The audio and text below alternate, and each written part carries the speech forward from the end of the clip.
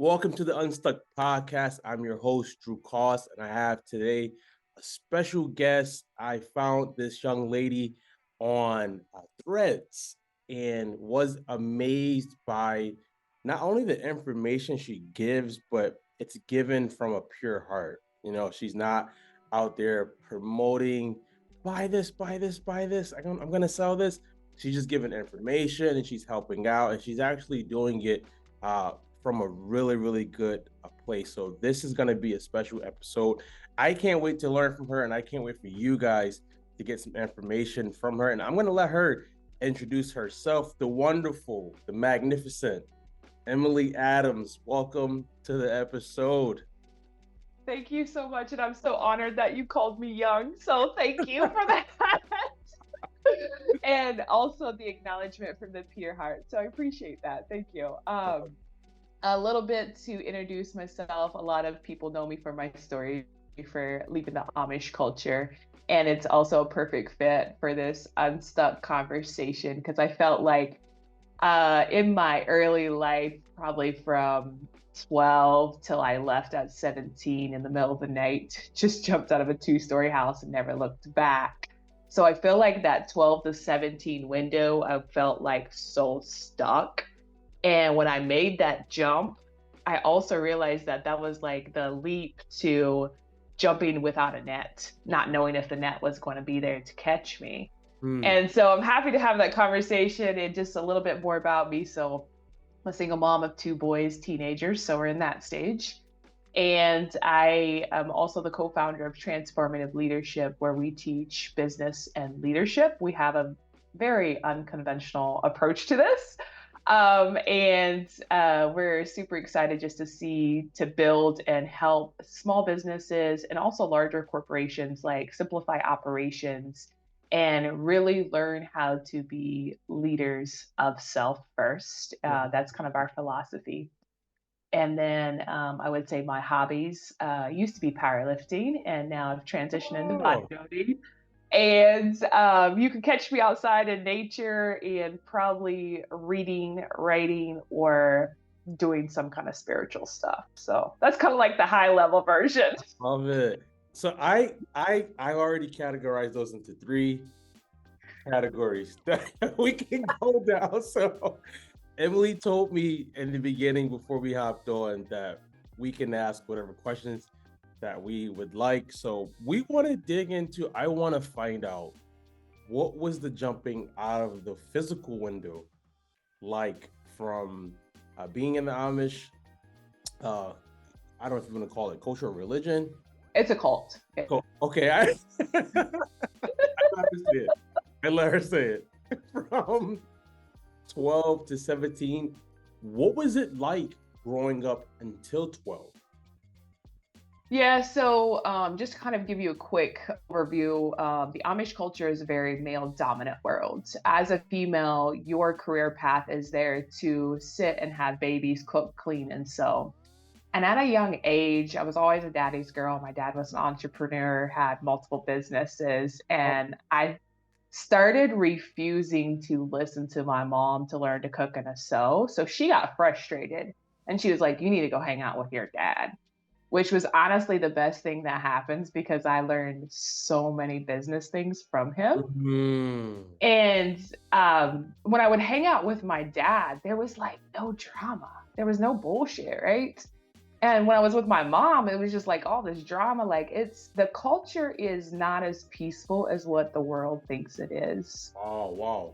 And so it's very trauma filled and it's very judgmental. It's very gaslighting. And I will say growing up, like the programming as a female, I was programmed, shut up, be quiet. No, your opinion doesn't matter. The guy makes all these decisions, right? And you don't have a career path. So me being, my rebel self, I go to school until 8th grade, which is equivalent to a 6th grade education.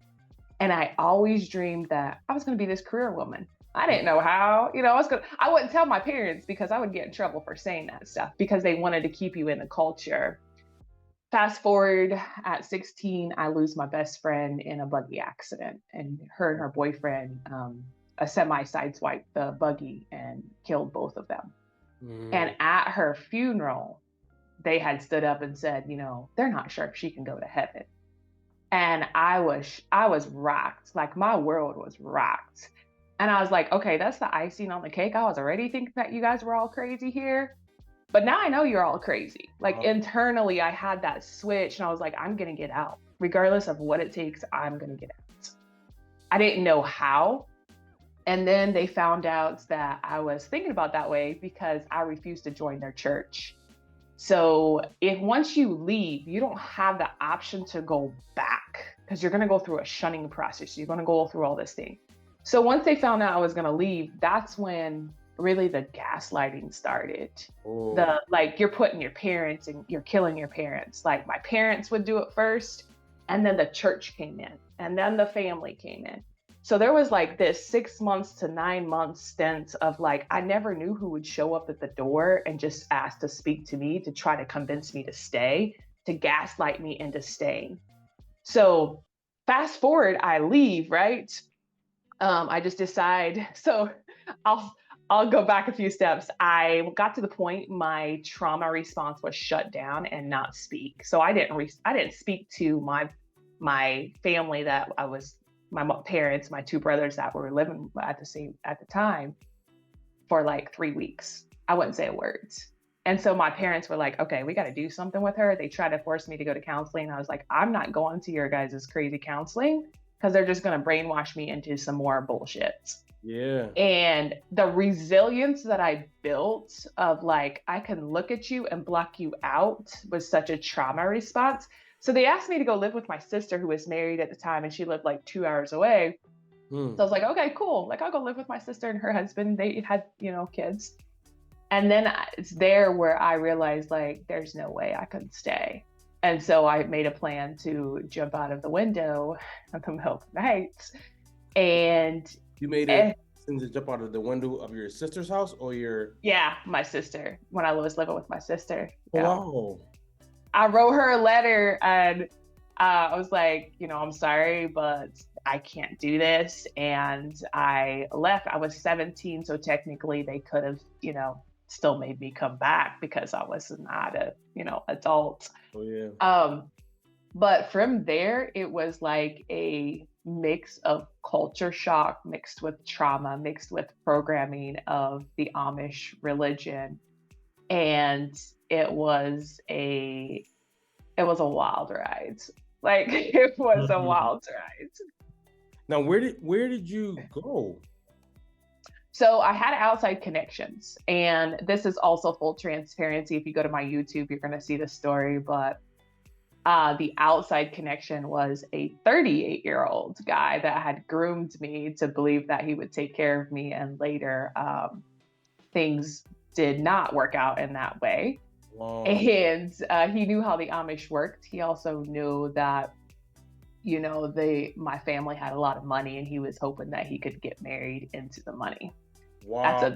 That's a whole other story for another day. Oh, that's a part two. That's a part two. Now, Yeah.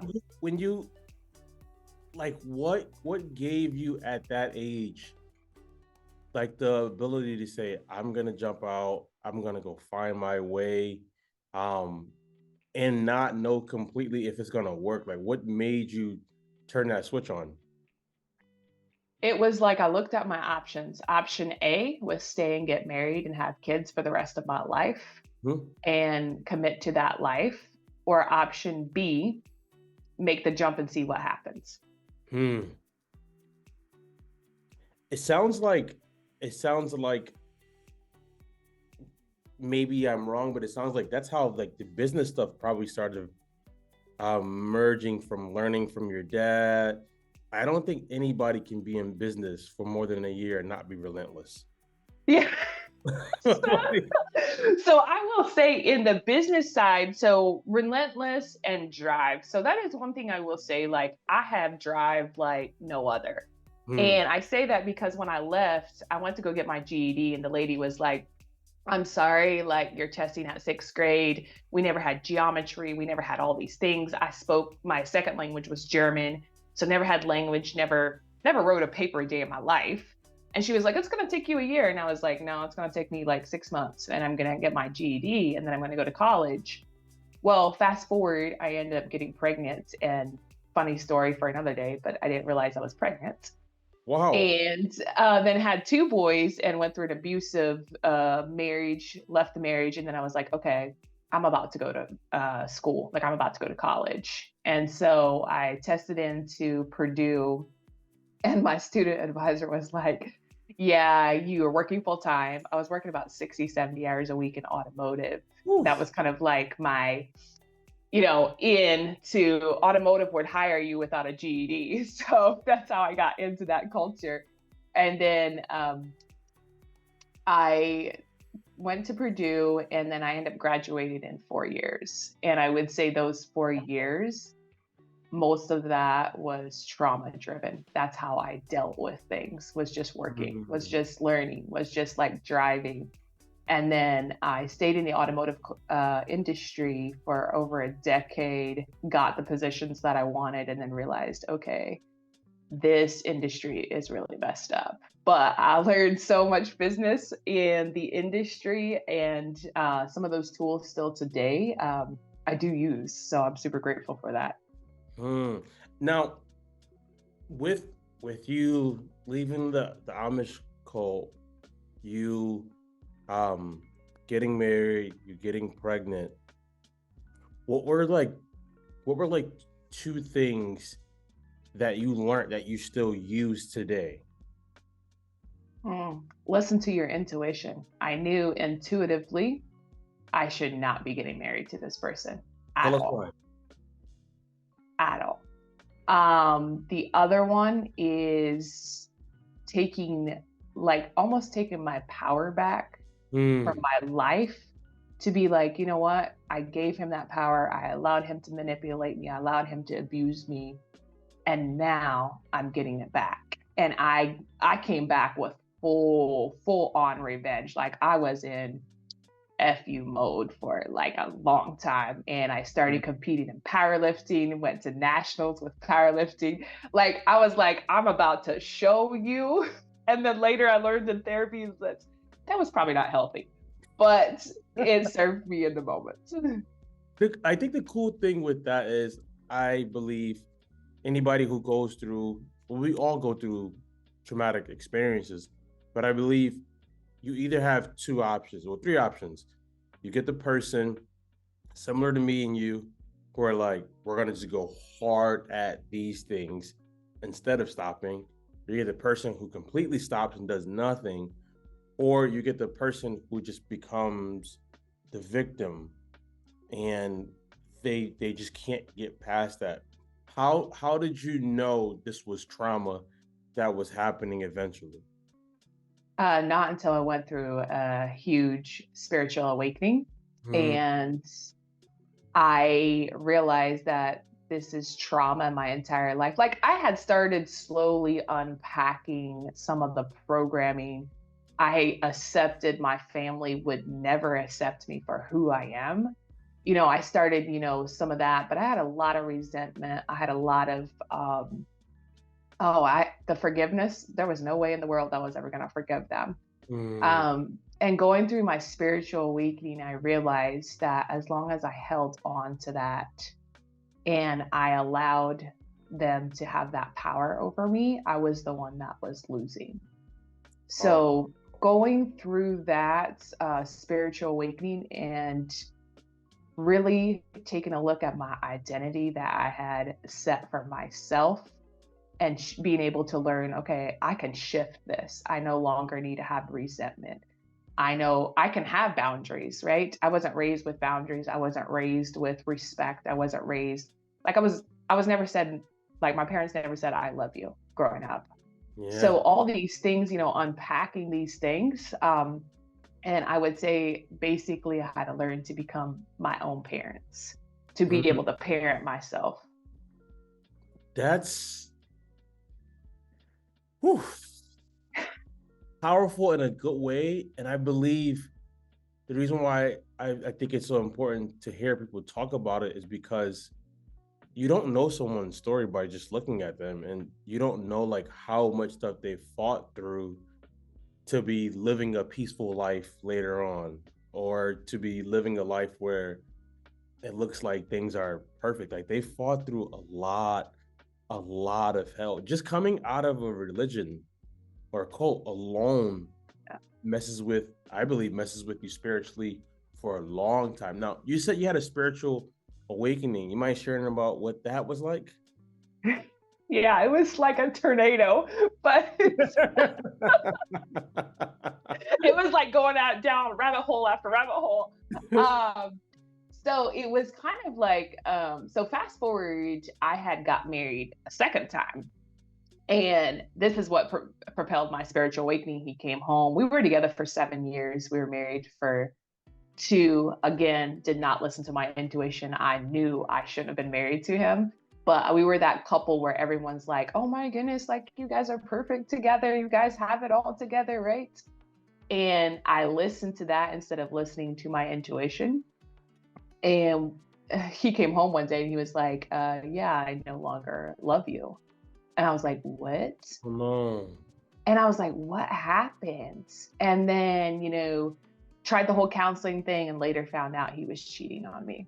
Oh, So that propelled my spiritual awakening. And I'm forever grateful for that because I went from living in the Midwest to deciding to pack up my boys and move to Florida, where I'm in St. Pete, Florida now. And that's my home. And forever grateful for that. But the spiritual awakening, it was like a lot at once for me. And I honestly, I can't even put into words the person I was back then to now. And it wasn't just like one thing that propelled it, but my divorce was one of them. It was like, okay, I need to look at a hard look at my life because I am not living life for anyone else anymore. And then I was already somewhat into personal development, but I started looking into meditation. I started looking into reprogramming my brains. I started with affirmations. I don't do affirmations now because that's not where I'm at, but meditation is still a part of my routine, and running meditation is like key for me. So meditation was huge. And then I started working with some coaches, which again, I think that some coaches out there, they're amazing. They helped me collapse timelines in a huge way. But I say that with a caveat is I outgrew a lot of my coaches. And that's something that not a whole lot of people talk about in the spiritual world. yeah. So I feel like, that spiritual awakening, it was kind of one of those things of like, wow, I can't believe that I've been living my life in such a box, in such closed-mindedness, and then seeing still how much programming I had from the Amish culture of like, life's got to be hard, money doesn't grow on trees, and you got to give more than you receive. The give more than you receive, listen, that one was a journey because I was such a people pleaser. So yeah, I don't know if that answers your question. No, that's amazing. The I gotta convince you to do episode 2 one day. Don't even convince me. I'm there. Just tell me when. Right. Because the outgrowing your coach's part.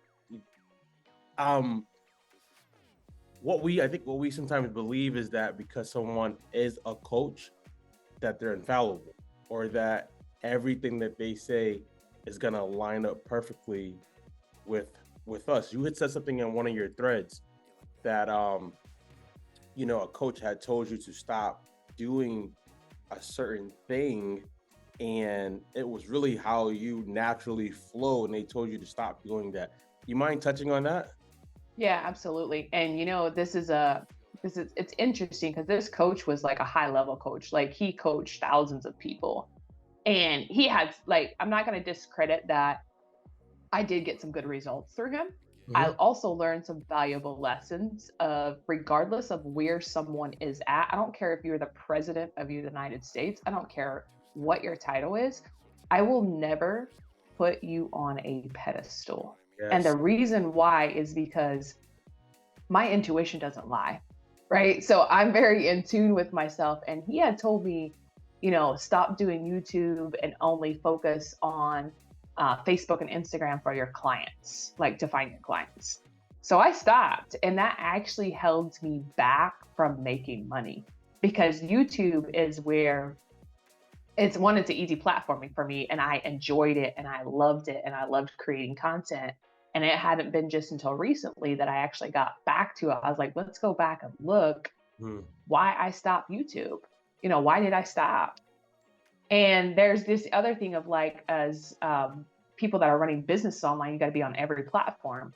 I don't subscribe to that, right? I'm not My going to God. be, I'm not going to be on Facebook, Instagram, TikTok.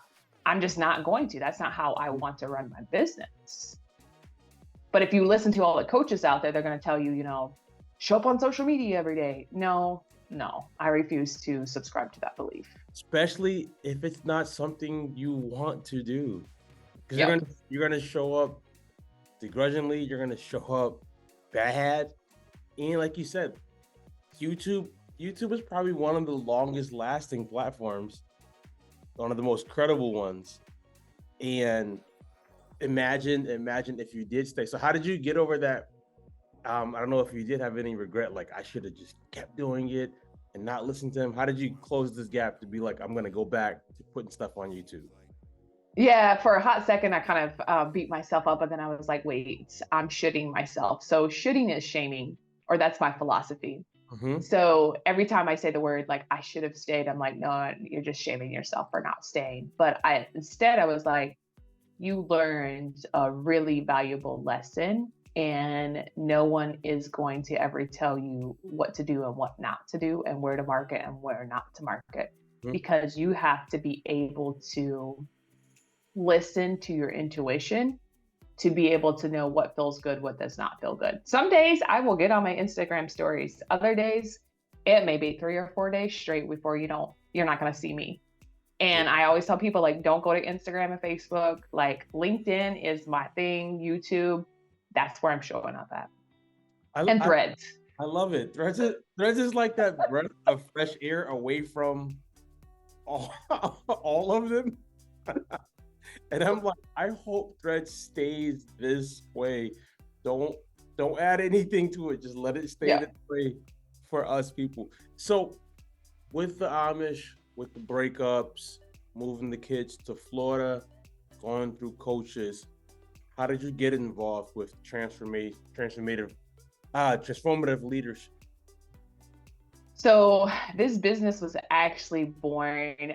So my business partner, me and her met in automotive, and she actually hated me to start with because I was an auditor for her production line at the time. Jeez. And I came out and I was like, I was very like, my personality is direct to the point, like no bullshit. And I still operate that way even with clients. Like, if you need some really extra fluffy love, I'm going to send you to my business partner. That's her, not me. Like, I'm going to be direct, and we're going to get to the root cause of it, and then we're going to move on. There's no need in wasting time. And that was my approach when we met. I was like, hey, look, you have here's all the things you need to fix before the audit. I'll be out at the end of the week. And I closed the book and I walked away. I didn't bother to introduce myself. I knew she was newer to the company. And we always joked, she was like, I had no idea. You came in there like a tornado and left like a tornado. And so we had met in the automotive culture, and then we became friends, and we just continued on. And then through my spiritual awakening, we kind of reconnected. And then we were kind of on the same path through the spiritual awakening part of it. And then we realized that in automotive industry, and I was in software as well for a little bit, every industry has the same challenges. And then small business have the same challenges. And that is operations. Like, they all have these great business visions and business ideas, but you don't know how to operationalize it. Yeah. And then you suck as a leader. And some of you don't even need the leader title. Like I had leaders that were not leaders. Like, one of my managers in automotive, he threw the phone because I refused to break a policy. And I was like, wait a minute, you're supposed to be my boss, right?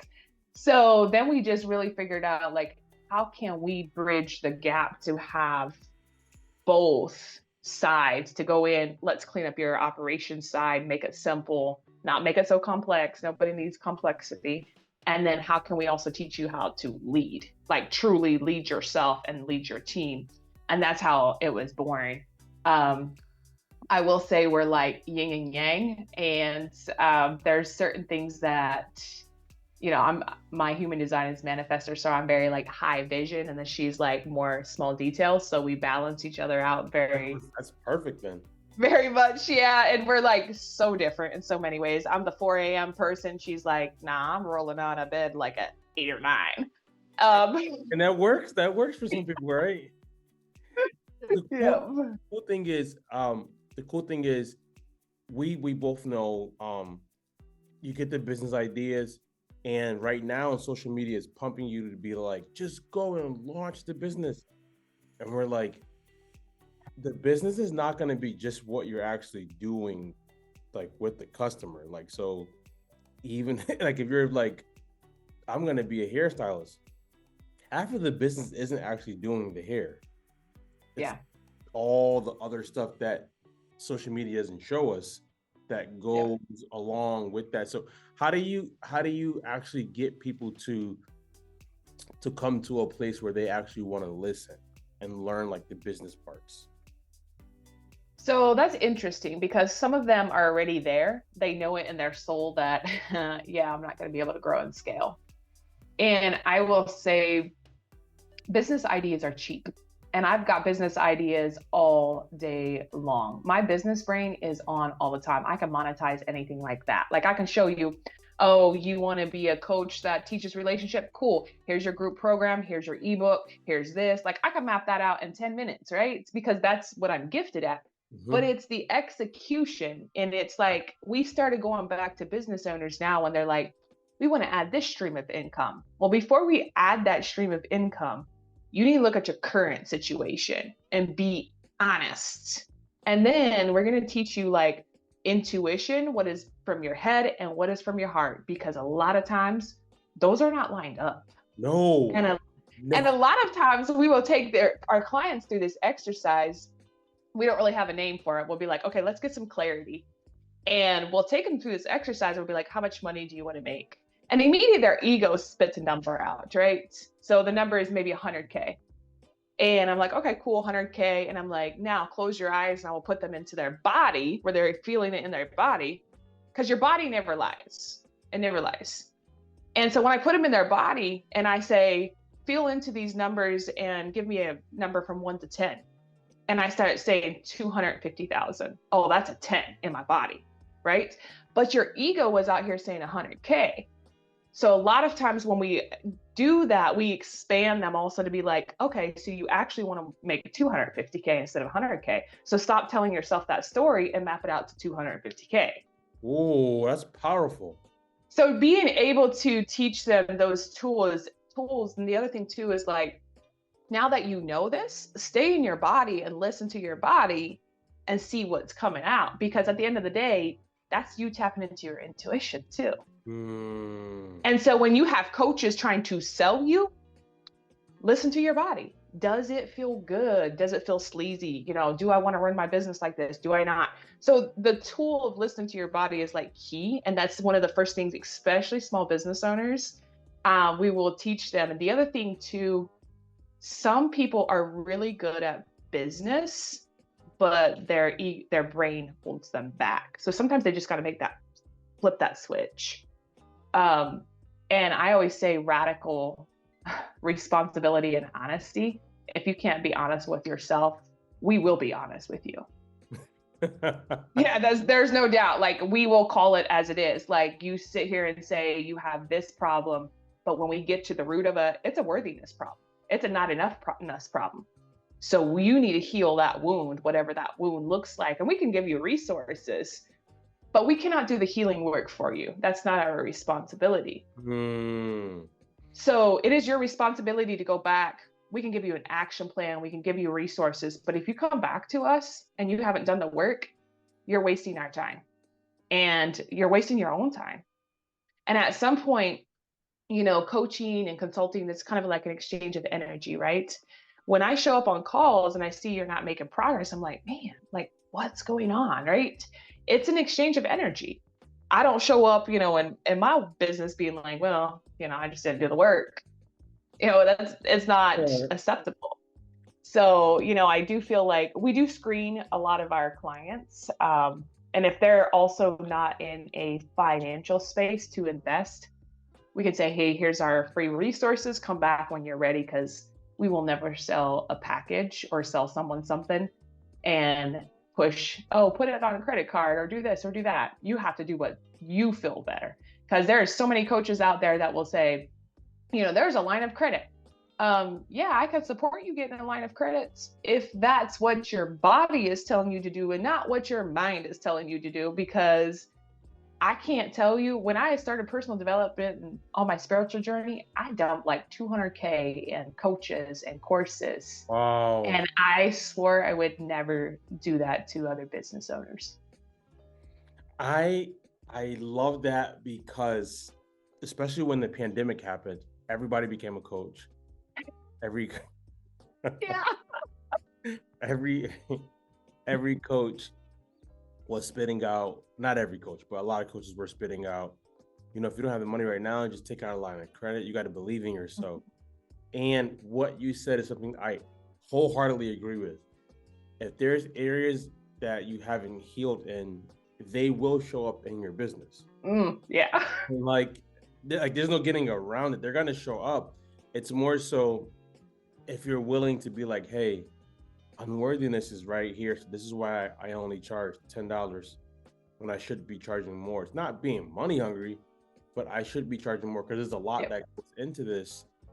Healing does have a place in business, and hearing your story from up to 12 and then 12 to 17, you've been on a healing journey. Yeah. Like a real, as you said, a tornado or tsunami. But you've been on one, and I think this is what I love because it equips you to be a leader, um, business coach, but it also equips you to be someone who actually can listen and see like, hey, this is where this person's really stuck at. They're not Yeah. stuck at. They need more grind. They need a better system. Systems. And the other thing I would say is healing never ends. There's just layers to it. And it took me a long time to realize that. And if you want to take your healing to the next level, start a business or get in a relationship. They won't, Like, that's they will facts. both do it. Or power lift. Well, I mean, that too. That's where all the aggression, that's like That's how I move my energy, right? Is working out. Like, let me go run and I'm good, but don't talk to me until I go run. I I told someone recently, I was like, the three hardest things you're gonna do in life is if you become a parent, you're gonna realize you're always you're always growing and you're always working through something. Yep. The second thing is if you start a business, it's not gonna go the exact way that you first planned that it's gonna go. So that's gonna teach you something. And then third, if you just literally have any sort of relationship, they all challenge you in so many ways. But I'm going to get Emily on a second interview podcast episode because there was so much that I want to hear about and learn about. But we're coming to an end. Emily, how could someone, if they decided, I want to get my systems in order because I'm pretty sure you've heard of it, the book The E-Myth by Michael Gerber. He talks about, having systems and then having letting the systems actually run the business. How does someone even build the courage to say, Emily, I need help. I'm embarrassed with where I'm at. What advice would you give to someone to come to you? So I would say first off is we hold a very non-judgmental space. And if you come to me and you're like, You know, I am like, I've been operating this way for years. Trust me, you're not the only business owner out there. And it's very an open and candid conversation. So we do calls with all of our, potential clients. And that literally looks like we're just going to get on a phone call. We're going to listen and we're going to tell you what we see, how we see we can help you, if we can help you. And if not, we're going to send you somewhere that needs help. So if you need marketing help, we have a marketing person we send you to. If you need a therapist, we have a therapist we can send you to. So literally, it's just send a message. And also remember, I'm human. We're both human in our business. We do not have our stuff together all the time either. We are not perfect. And don't put us on a pedestal too. Like, just remember, the pedestals don't exist over here. How many books have you written, Emily? So I have one, and then I'm laughing because I keep getting this reminder to continue to write. I have one, and then I have like 4 or 5 started on my laptop. Yeah. When are we getting the second one? So it's interesting because with that one, I'm not putting the deadline on it. It's my first one. I put a deadline on it, and then I was just kind of creating to create. But my first one was very therapeutic for me to get my story out there, kind of made it into like a self-help book. But my next ones they're very different. And so, it's just really finding the time. It's not finding the time because that's an excuse, but it's putting the time in my calendar to be like, sit down. I have voice notes, tons of voice notes. I just need to put them all together. There you go. There you go. There you go. So guys, you heard it from Emily's mouth. We're going to see her for a second episode because I would love to unpack more the Amish cult. And I would definitely love to unpack more the powerlifting and bodybuilding because I have similar background with those. So when we see her the second time, depending on when we see her, we might have the second book out. We don't know, but it might. Don't put that pressure out there. In case it's not out, I'll make sure to link her information in the show notes so you guys can go not only follow her. If you feel that your business needs help, you can go work with her. And thirdly, just follow the YouTube for her journey and everything that she's doing. Emily, any last parting words you want to give the guests? Don't let your brain keep telling you that you're stuck because you're not stuck. You always have a choice. Woo. No matter how bad your situation is, you always have the choice to choose again. Woo. Is that a coined phrase? It's actually similar out of my book, From Choice to Change. So powerful, powerful. So guys, Emily is leaving. I'm leaving. We'll get back with you guys pretty soon, but make sure you go on the show notes and follow Emily. Go and show her some love. Emily, thank you again for coming on today. I learned a lot, and I'm sure these guests learned a lot as well. Thank you for having me. Have a good one.